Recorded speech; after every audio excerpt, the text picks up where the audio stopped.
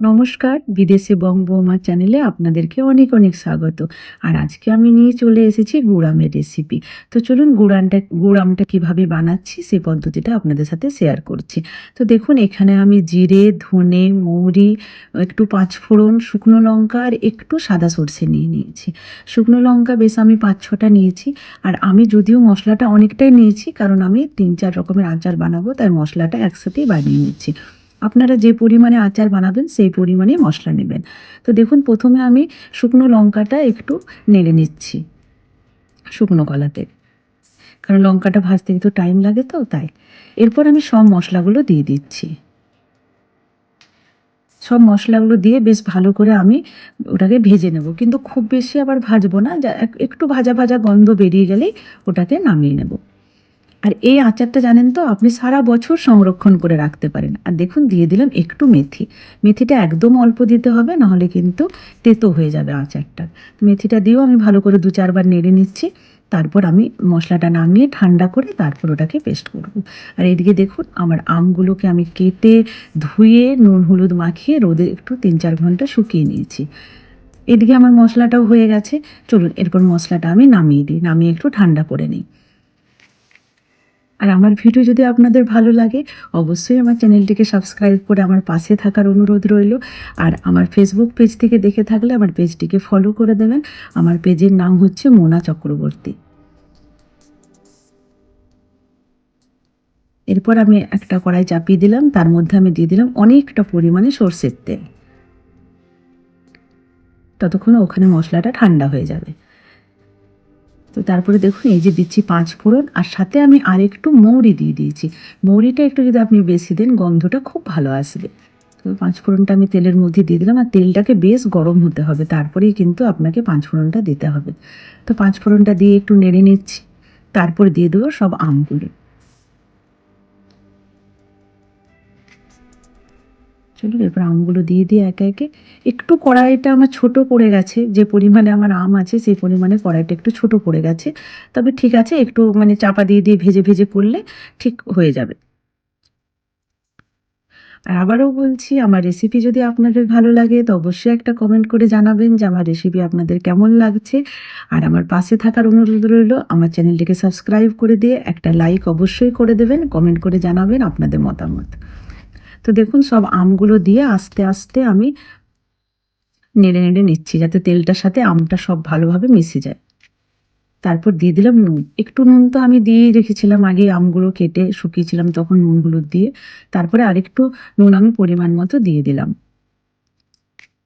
দেখছেন না কড়াইটা একটু ছোট পড়ে গেছে। তারপর বেশ একটু ভালো করে আলতো হাতে ওপর নিচ করে নেবো, যাতে আমগুলো পড়ে না যায়।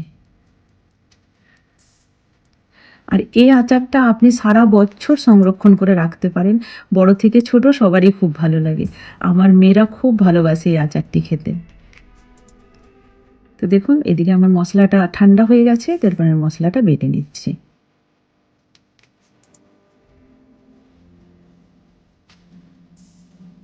আর মশলাটা খুব মিহি করে বাটতে হবে না। একটু মানে দু একবার মিক্সিটা ঘুরিয়ে নিলেই হয়ে যাবে। তো দেখুন আমার এখানে মশলাটা বাটা হয়ে গেছে।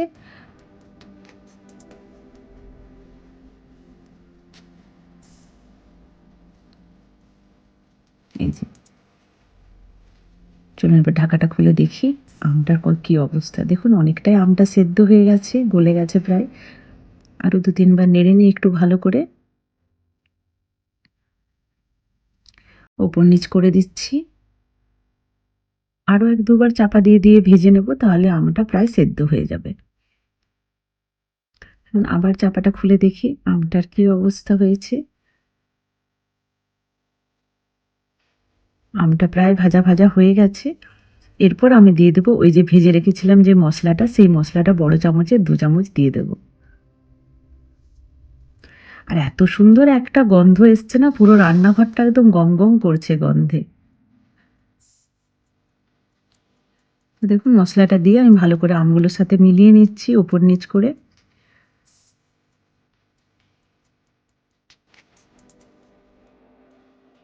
পরিমাণটা অনেকটাই হয়ে গেছে।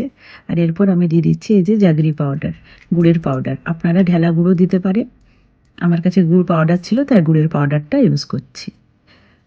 তো আমার যেহেতু প্রায় 2 কিলোর মতো আম ছিল, তো তাই আমি এটাতে ওই 750 মতো আমি দিয়েছি, গুড় দিয়েছি।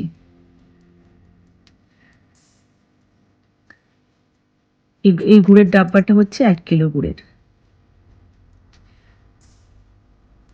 এরপর গুড়টাকে ভালো করে ওপর নিচ করে আমি মিশিয়ে নিচ্ছি।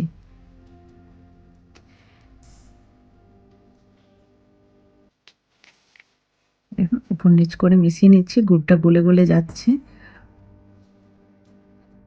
এই যে ভালো করে মিশিয়ে নিলাম। এরপর আমি চাপাটা দিয়ে কিছুক্ষণ এটা গুড়টার সাথে ফুটতে দেবো। দেখুন কিছুক্ষণ পরে আবার আমি চাপাটা খুলে দেখছি।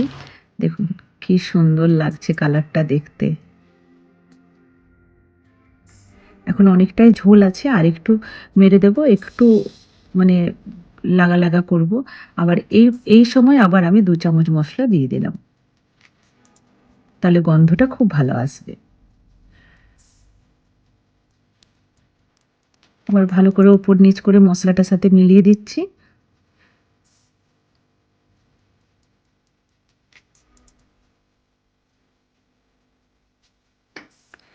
আবার কিছুক্ষণের জন্য চাপা দিয়ে দেবো। তারপর আবার আমি দেখছি, দেখুন প্রায় আমার হয়ে এসছে আচারটা। আর দেখুন কি অপূর্ব কালারটা লাগছে দেখতে, মনে হচ্ছে এখনই একটা বাটিতে নিয়ে খেয়ে নিই। আর একটু গুড়টা মরে যাক, তারপরে আমি গ্যাসটা অফ করে দেবো। দেখুন অনেকটাই গুড়টা মরে গেছে, অনেকটাই লাগা লাগা হয়ে গেছে আচারটা। এরপর আমার আচারটা হয়ে এসছে। তো দেখুন কি দারুণ লাগছে আচারটা দেখতে। চলুন এরপর আমি গ্যাসটা অফ করে দিই, অফ করে আমি চাপা দিয়ে রেখে দেবো। আজ তাহলে এখান পর্যন্তই। আবার দেখা হবে নতুন একটা রেসিপির সাথে। আপনারা সবাই ভালো থাকবেন, সুস্থ থাকবেন ও হাসি খুশি থাকবেন। টাটা।